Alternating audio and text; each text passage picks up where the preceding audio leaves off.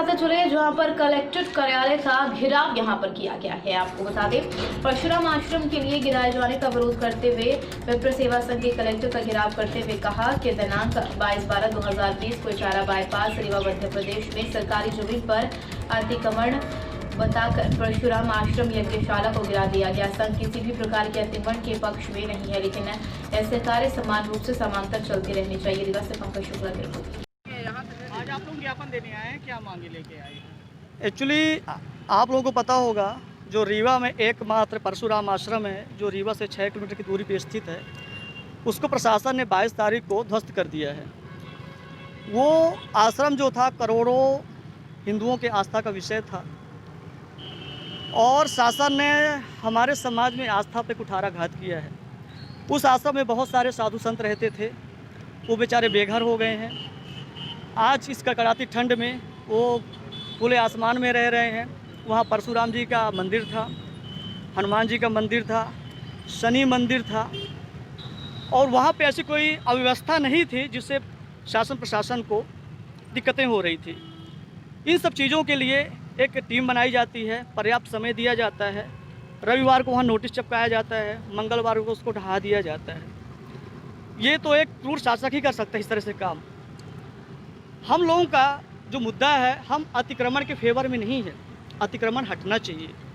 लेकिन क्या सिर्फ शासन को वही अतिक्रमण दिख रहा था? बाकी शहर में हर एक मोहल्ले में, हर एक गलियों में अतिक्रमण है, ठीक है। वो अतिक्रमण उनको नहीं दिखता है क्या? जिनके घर शीशे के होते हैं वो दूसरों के घर में पत्थर नहीं मारते हैं। जिनके घर शीशे के होते हैं वो दूसरों के घर में पत्थर नहीं मारते हैं। गुड़ विधायक नागेंद्र सिंह जी ने वहाँ पे आवेदन लगाया कि उसको गिराया जाए। नागेंद्र सिंह का जो होटल बना हुआ है उसमें आप देखिए, उसकी आप नाप करवाइए। जहाँ उनका घर बना हुआ है उसकी आप नाप करवाइए। क्या वो अतिक्रमण में नहीं है?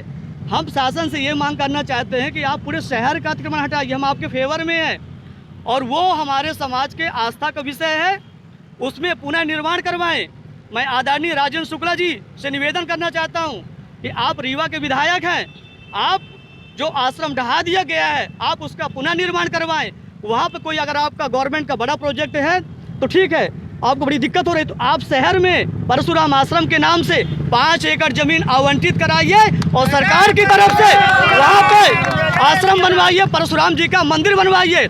नहीं तो ये आक्रोश जनभावना का है, पूरे देश के साधु संत यहाँ इकट्ठा हो रहे हैं, ये बहुत बड़ा आंदोलन का रूप ले सकता है। तो मैं शासन प्रशासन और नेताओं से आग्रह करना चाहता हूं। मैं आदरणीय मोदी जी को भी पत्र लिख रहा हूं, आदरणीय मैं शिवराज सिंह चौहान जी मुख्यमंत्री को भी पत्र लिख रहा हूं, जो हिंदू समाज के राष्ट्रीय अध्यक्ष उनको भी मैं पत्र लिख रहा हूं।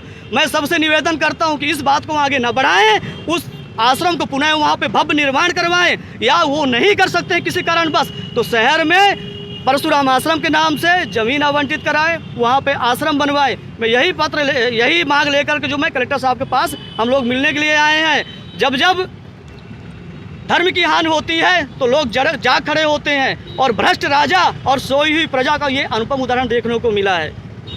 नाम और पद बता दीजिए। पंडित राजीव शुक्ला, राष्ट्रीय अध्यक्ष विप्र सेवा संघ। ऐसी खबरों के लिए बने रहिए न्यूज़ 24/7 इंडिया के साथ। नमस्कार।